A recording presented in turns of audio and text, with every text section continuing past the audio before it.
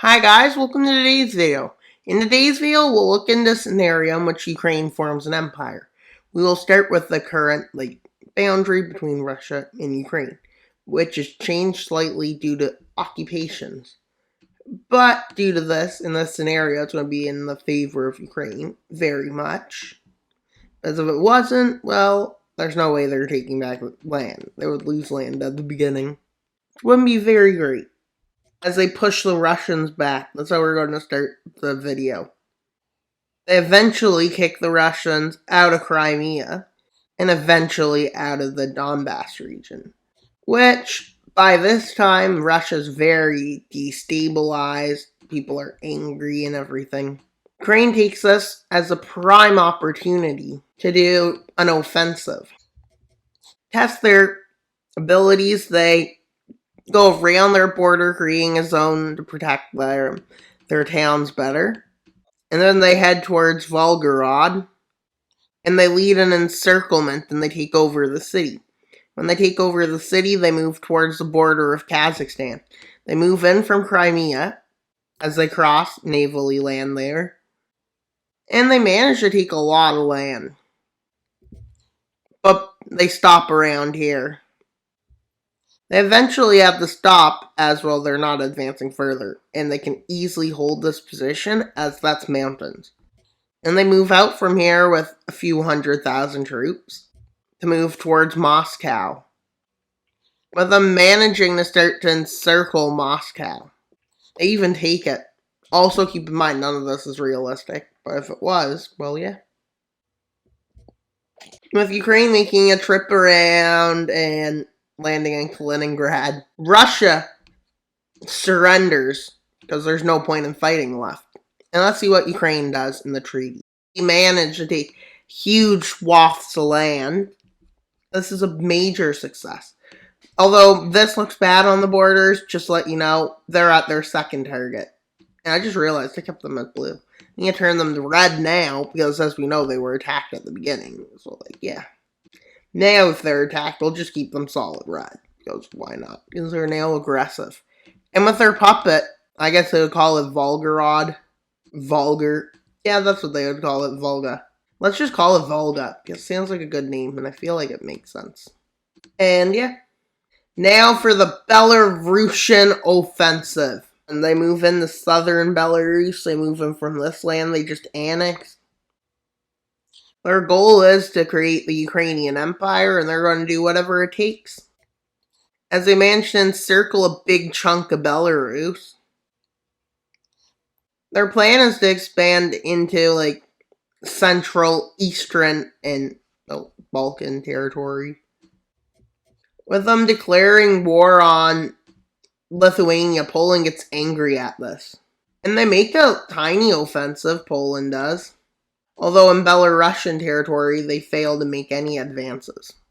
With them promising parts of, Ruthenia to both Hungary and Slovakia to get them to agree to join.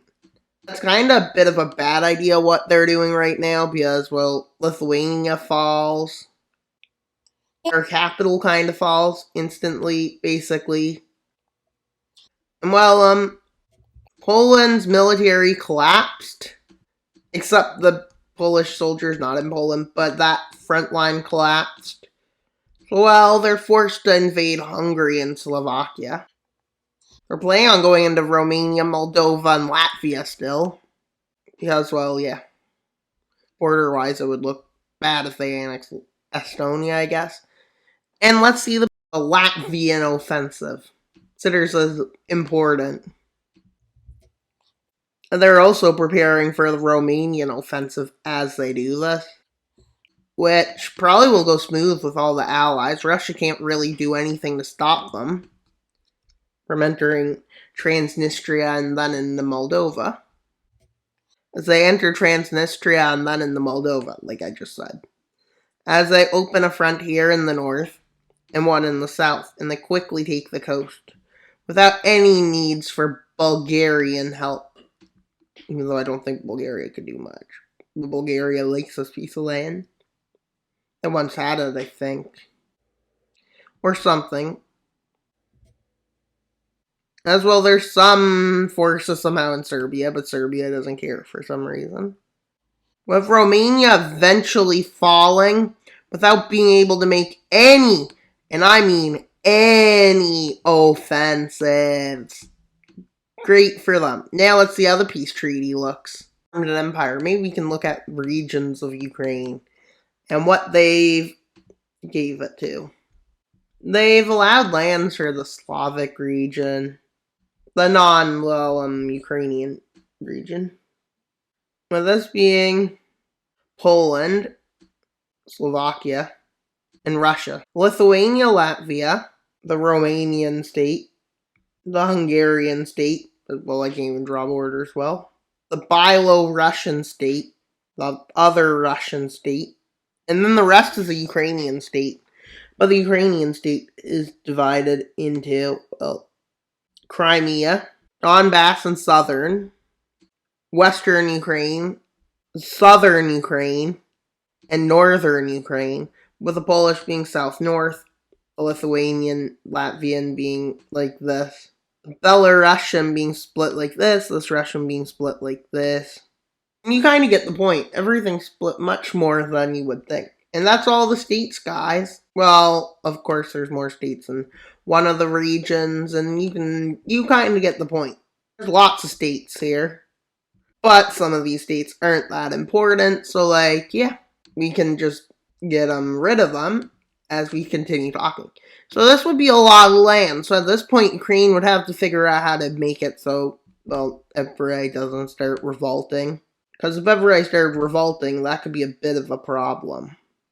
Because if Imperial starts revolting, well, the country probably will fall. We could do a collapse of this Ukrainian empire. If more than 5 comments say, make this empire collapse, well, I'll make it collapse in a video. If a bunch of comments say it. But it needs to be different people. None of the same people can try to get that. Also, we may have not reached our goal, but our next goal is by May 1st will be 2,600 subscribers. So please subscribe so we can get that goal. And that's all for today's video. Please like, subscribe, and comment. Wild Mapper out, but not until you subscribe. Bye, guys!